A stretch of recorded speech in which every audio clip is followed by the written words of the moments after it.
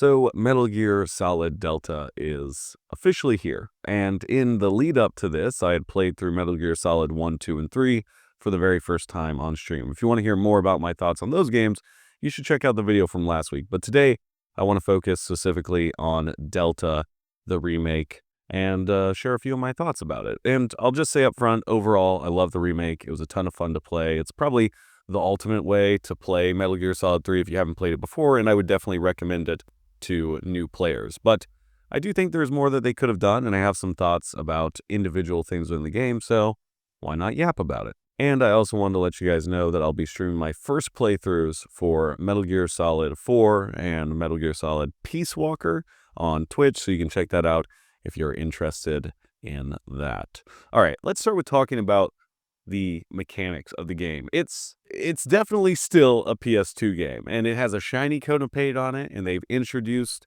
a few quality of life things that obviously come alongside updated gameplay elements as third-person action games have evolved. But they didn't really pull anything directly from Metal Gear Solid 5, it feels like. Instead, they seem to have added these modern features while keeping the core of the game very much so intact. The big things are kind of the smoothness of the new over-the-shoulder aiming system, which, if I remember correctly, wasn't a part of the original game. It had a classic legacy-style, Metal Gear camera, and then when Subsistence came out, I believe is when they added that over-the-shoulder view to the game. But it has a refined version of that, crouch walking, and quick access menus on the D-pad. Those are kind of like the big gameplay mechanic changing things that I personally noticed. I'm sure there's some little things as well that were also included, but in terms of like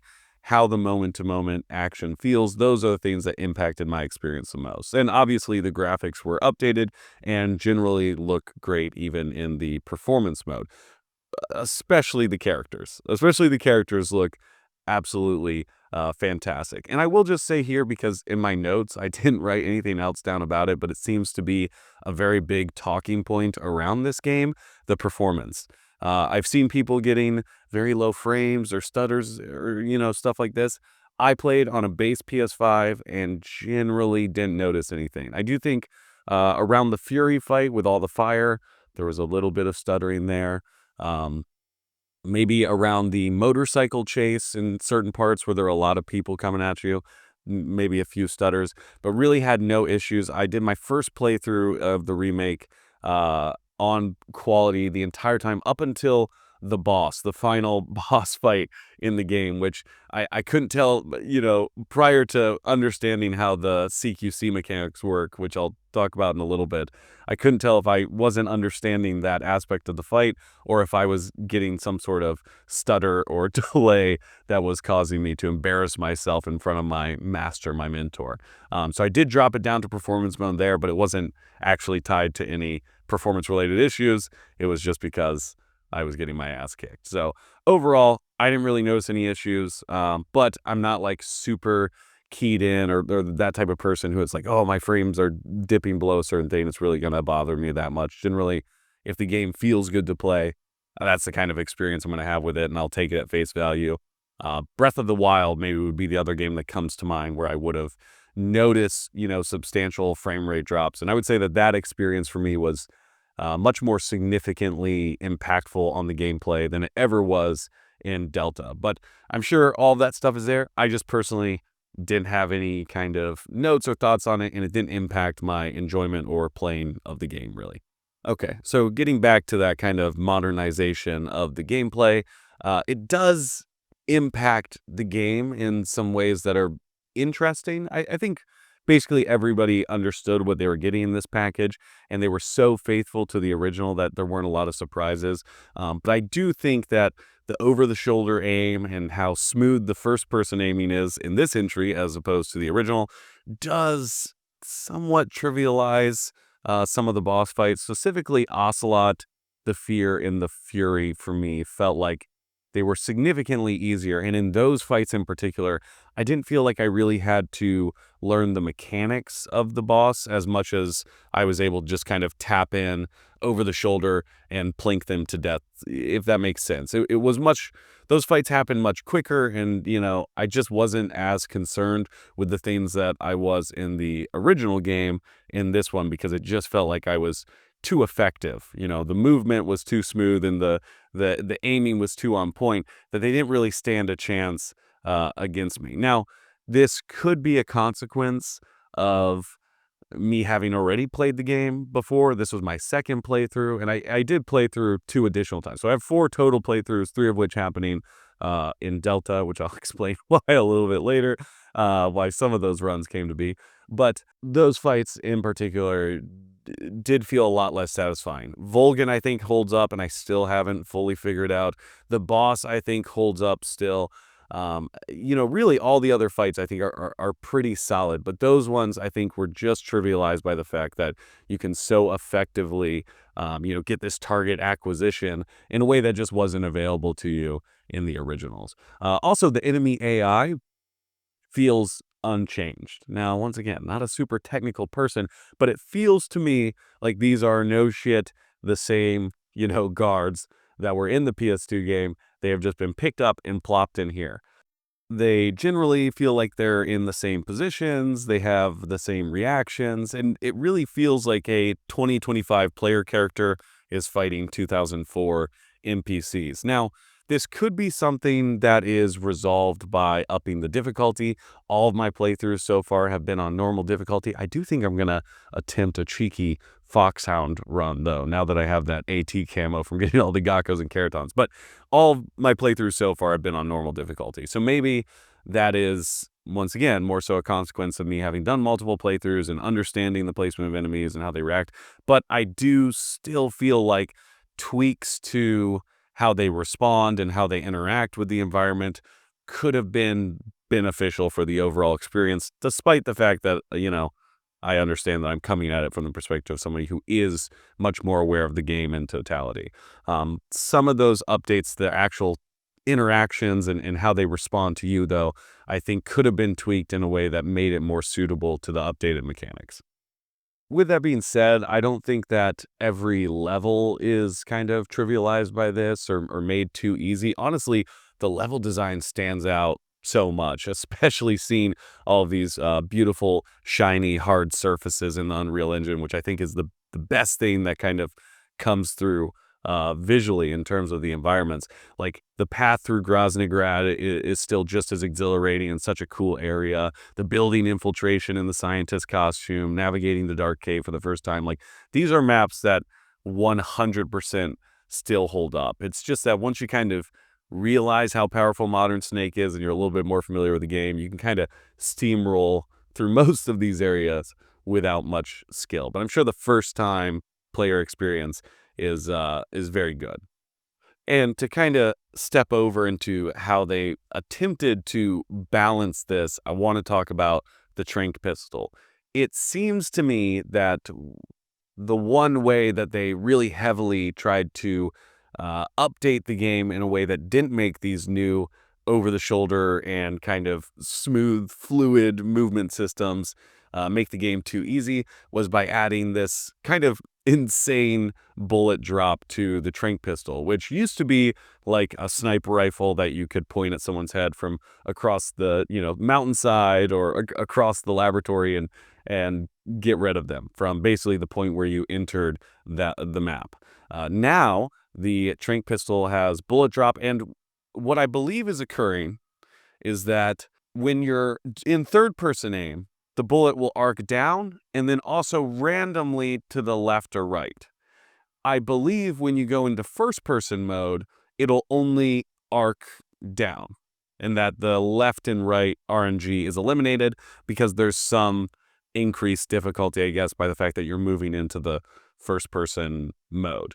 So there's kind of RNG in the sway, and the arc seems pretty consistent, but there are definitely moments where if you're farther than maybe 10 or 15 meters away from an enemy, you could be like very much so dialed in, having just headshot 2 or 3 guards, and there's a chance that RNG is just going to send that Trink dart whizzing right by their heads. And this is obviously necessary to prevent it from becoming the overpowered sniper rifle that it surely would have been if this wasn't added like in the original games. But obviously the original game's limitation were the controls that made it not super overpowered because it wasn't as convenient and easy to pull off.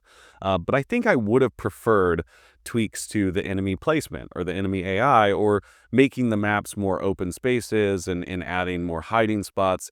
This might just be a preference thing because I'm not, with my experience, with the series, it's not tied to this strong level of nostalgia. I'm not like super attached to the idea that these are sacred, holy texts that need to be preserved in, the absolutely same way. So maybe this is a little bit of kind of Kojima blasphemy for me to suggest it, but I personally would have liked to see a few changes made to, like, specifically the map design and the enemy AI, just to kind of make everything fit a little bit more smoothly with the updated version. Now, I get why they didn't do that, and I have seen a lot of things about how this is a very faithful remake, and Konami is kind of testing the waters here, and maybe that will kind of influence their confidence to make changes like that when they approach making games that are probably going to require a little bit more creativity and changes to port forward. Perhaps Metal Gear Solid 1, or even before that, Metal Gear 1 and 2, which I think would take a lot of kind of new inventions within that world to make work in a modern context. So I get why they didn't do that, but I personally would have enjoyed, making the maps a little bit bigger, adding, areas that kind of change the enemy's ability to tactically respond to your presence. And once again, updating their enemy AI so that they respond in those unique and kind of more thought out ways. I do also want to talk a little more directly about those character and visual updates. The updated character designs are incredible. Really, Boss and Snake specifically are, I don't know, like 1,000 times better. I do think that the Boss in the original game has this kind of aura around her when she's looking at Snake, and especially these long shots of her kind of gazing, especially in the beginning during the Virtuous mission, are very cool. But the addition of the micro expressions on their faces enhance the emotional weight of the ending and their relationship so much. And that's something that I really don't think came across in the original that really does. I mean, the looks on their faces when they're on the bridge, or even in the final scene, or these moments where the boss is reminding Snake to have, the duty to his country, and are you honorable, and asking these things, seeing Snake respond on his face. It's kind of adding a level of depth to these moments that I wasn't really expecting, given how kind of faithful they really didn't want to touch the story or a lot of the game. They didn't want to change things. But that was an addition that is very small and not something that is kind of overwhelming or overbearing. And it's honestly executed so well that you really have to consciously be remembering how rigid the faces were from the original to fully appreciate it. But it does a lot to enhance the experience of the narrative, getting to see these kind of reactions in a way that isn't, the clunky PS2 face. And once again, the hard surface objects were updated so beautifully. The Shagohod looks so fucking badass. I cannot imagine how cool it would be if we got like an updated Metal Gear Rex. Honestly, you know what I would love to see in this would just be like a museum that has all of the Metal Gears in it. We need like the Air and Space Museum for Metal Gears as like one of the extra features. You can just walk around this museum and see, updated shiny versions of all the Metal Gears. That would be so incredible. But the Shagohod looks so badass, especially when it's ripping down the airstrip and blasting through the overwalk, or what is it, the catwalk there, and then having these explosions with all these particle effects around it. It works really well. The only kind of visual update that I was really hoping for that I didn't see, and maybe you guys can correct me in the comments if I'm wrong about this, and maybe there's something I'm not understanding, but the blurriness of the slideshow sections of the cutscenes. Kind of like I feel like a Metal Gear staple at this point, now that I've played through these games. Certain cutscenes will move to these moments where it's just images with whatever character was talking. Now they're going to drop a bunch of exposition on us. And the images are always like these blurred out kind of reports or documents or, pictures that you can't really make out entirely. I do see potentially, and maybe I'm, grasping at straws here, that the concept is that you're receiving all this background information on the world, and these are cool contextual images that thematically fit the universe and the game that you're playing, but also the idea that they're blurred or obscured is representative of how everything that you're being told is kind of a blurred truth of what's really going on, and you as the player or as Snake or a person operating in the world has to do their due diligence to understand whether or not the things you're being shown and told are accurate to reality. And the espionage and the thriller, all of these elements are coming together in this moment of pure cinematic Kojima genius. But me, personally, I can respect that, but I also would love to see high-resolution versions of these engineering documents and photographs and government reports that are popping up on screen as, they're talking about whatever weird Metal Gear stuff they're talking about. And I was kind of bummed out to see that it seems like it's one for one the same images. And a part of me feels that like maybe the reason why the images were so blurred is because they were just low resolution to like save space when the game was originally a PS2 game. Maybe I'm wrong about that. Maybe that's not what's going on. But I would have liked to see updates in those sections as well. And it kind of was a little bit jarring for me to go from this really highly detailed Unreal Engine 5 face to the same blurry images from the PS2 game in the middle of those cutscenes. But one thing that was like way better than I thought it would be was the audio. The audio sounded like super crisp. It was like way higher quality. I did hear before that they were going to use the same recordings, like no additional kind of voice lines were added, or maybe some were re-recorded just to get clarity or something, but it like generally was going to be the same audio files from the original game. And so my expectation was that it wasn't going to sound that much different, but they, I think, like uncompressed the audio or something, and it sounds really fucking good. Like there's a distinct difference between the original and the remake for me in terms of how the audio sounded, and that was something that I wasn't fully expecting. I did do a run, as I had mentioned earlier, going through and getting the collectibles, which I know Kerotans or the GA-KOs. The GA-KOs were in the original. The little frogs were in one of the versions of Snake Eater, so that's something that's been around. But now they added in the Kerotans. One gives you the new AT camo when you go through and you get them, and there's 64 of each, one for each map that you enter in the game. And the AT camo is what's going to be used in the upcoming multiplayer mode, which I believe is called Fox Hunt. So I did do a run through where I got all of those just because I wanted to see how the AT camo worked. And it's like this ghillie suit that matches the environment around you on the fly. Very powerful, and apparently you can use it on, like, if you want to do a Foxhound run and get a higher rank, you can use the AT camo, so that's a pretty powerful thing for you to have in your arsenal.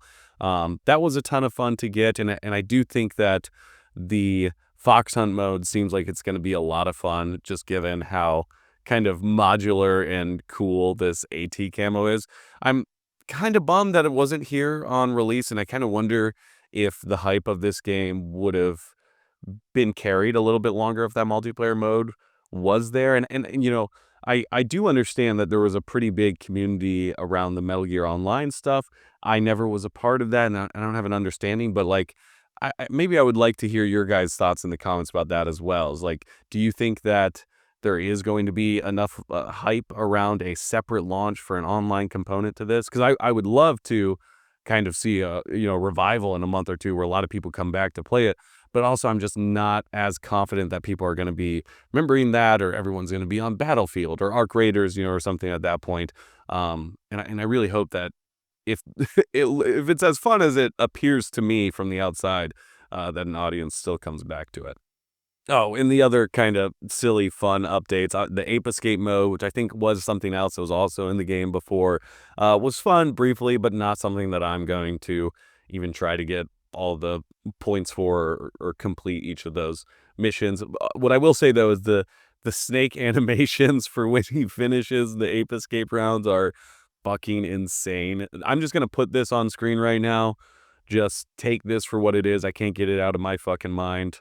Best of luck with you. The posters, which have the scantily clad women, which, oh my God, in all of my playthroughs, every single time coming across, I just can't believe how horny some of Kojima's stylings are and the fact that these, supermodel posters are everywhere. But I could not express to you how much joy I got when I was putting Rykov in the locker and I saw that the updated version of the photo for that woman was her with her baby. That was so cute. That was a great moment. I really love that. So those are there and changed differently. And there was a lot of little like kind of fun stuff like that that I think is cool to experience as you go through the game. Overall, I'm very satisfied with this remake. It was a ton of fun to play. It's one of those kind of like comfort food games, I think, at this point, because I feel like I can come back to it and just sit down in like 2 or 3 hours and do a full run through and just have fun with it. So I'm definitely going to be coming back and play it. I do, like I said earlier, think I'm going to attempt a Foxhound rank run because I tried 2 times. The very first run that we did on stream was a no-kill run. Okay, and I ended with 1 kill. I still cannot figure out where it happened or what happened. And then in my anger from that, the next day or two did a just a slaughter run where I just had the Patriot and I just went through and killed every single person I saw, maybe like 300 plus kills or something. And then after that, I calmed down and cooled down. I did another run on stream, did a no-kill run, ended with 1 fucking kill. So I think at this point, I've tried twice now to do a no-kill run, and I've defeated all the bosses non-lethal, and I just feel like I have to come back maybe to try a Foxhound and get that true 0-kill run. So I do think I'm going to try that. We're also playing, like I said earlier, through Metal Gear Solid 4 on stream right now, which will be followed by Peace Walker and then Phantom Pain. So if you want to check that out, stop by on Twitch. And yeah, I appreciate you guys. Let me know your thoughts in the comments, and I will see you later. All right. Bye.